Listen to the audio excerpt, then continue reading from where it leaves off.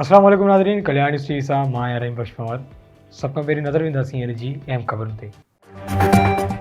लाड़काणे press club में press conference कंदे वफ़ाक़ी वज़ीर बहरे उमूर ऐं पीटीआई एस जे सदर अली हैदर ज़ैदी चयो शहीद ज़ुल्फ़िकार भुट्टो ऐं शहीद बेनज़ीर भुट्टो पाकिस्तान जा हुआ, पर बिलावल भुट्टो ज़रदारी खे ॿाहिरि मिल्कियत किथां मिली। बिलावल भुट्टो ज़रदारी पंहिंजे असासनि में इहा डिक्लेयर बि कई त हाणे खेसि जवाबु ॾियणु घुरिजे। बिलावल भुट्टो ज़रदारी असेंबली में तकरीर करे कूड़ ॻाल्हाईंदो आहे। हिन चयो त पीटीआई हुकूमत 5 साल पूरा कंदी ऐं 2023 में बि असांजी हुकूमत हूंदी। कराची में रोड ठाहिण वफ़ाक़ न पर सूबाई हुकूमत जो कमु आहे, पर कराची में ग्रीन बस असां हलाए रहिया आहियूं। कराची में 550 मिलियन गैलन जो गंदो पाणी गटरनि जो निकिरंदो आहे। 14 खां 15,000 टन कचरो कराची मां ई निकिरंदो आहे। 4 खां 5 टन किचिरो समुंड में वेंदो आहे। कराची जो समुंड जो पाणी कारो ऐं ज़हरीलो थी वियो आहे। हिन चयो त NFC अवार्ड जा पैसा आवाम ते ख़र्च था कनि, पोइ बि असां मथां इल्ज़ाम लॻायो पियो वञे।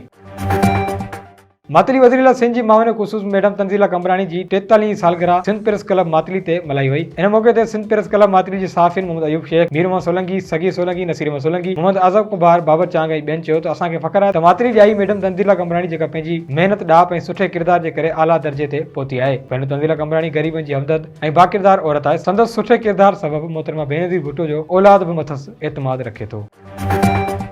Seven chief secretary Sindh Syed Mumtaz Ali Shah जी ॻोर सैयद हाजी परियल शाह में ज़िले इंतज़ामिया पारां मुफ़्त मेडिकल कैंप क़ाइमु लॻाई वई। Camp DC Jamshoro Fariduddin Mustafa assistant commissioner Sehwan Abdul Rahim Qureshi जी निगरानी में 3 ॾींहं लाइ लॻाई वई। मेडिकल कैंप ते ज़िले इंतज़ामिया सां गॾु Syed Abdullah Shah institute of medical science, सिहत खातो जामशोरो, लम्स, PPHI ऐं अखियुनि जी अस्पताल हैदराबाद जा माहिर डॉक्टर ऐं ॿियो अमलो मौजूदु हो।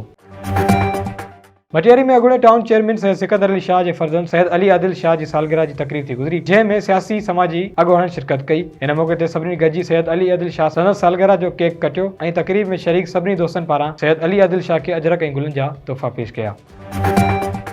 शाहपुर जानिया भरसा ॻोठ नंगर मकान में एतमाद वेलफेयर एसोसिएशन तरफ़ां 1 ॾींहुं लाइ मुफ़्त मेडिकल कैंप लॻाई वई, जंहिं में नवाब शाह जे मशहूर डॉक्टरनि मरीज़नि जो मुफ़्त चेकअप करे खेनि दवाऊं फराहम कयूं। हिन मौके ते साफ़िन सां ॻाल्हाईंदे अॻवान हाजी गुलाम कादिर डायरी, मुश्ताक अहमद डायरी, निसार अहमद नबी बख्श ऐं ॿियनि चयो त ॻोठ नंगर मकान में एतमाद वेलफेयर एसोसिएशन पारां लॻायल मुफ़्त मेडिकल कैंप ते मरीज़नि खे चमड़ी, कारी साई, ब्लड प्रेशर, शुगर समेत ॿारनि जी मुख़्तलिफ़ बीमारियुनि जूं मुफ़्त दवाऊं ॾिनियूं वयूं आहिनि। ॻोठ नगर मकान ऐं आसपास जे समें मरीज़नि कैंप मां फ़ाइदो वरितो आहे। असांजी कोशिशि आहे त असांजो ख़िदमतूं हिन ॻोठ जी आम लाइ आईंदा बि जारी रहंदियूं। नाज़रीन, ही हुयूं अहम ख़बरूं। वधीक तफ़सीली ख़बरुनि लाइ विज़िट कंदा असांजी वेबसाइट www.dailykalyan.com, असांजे फेसबुक ऐं यूट्यूब पेज डेली कल्याण।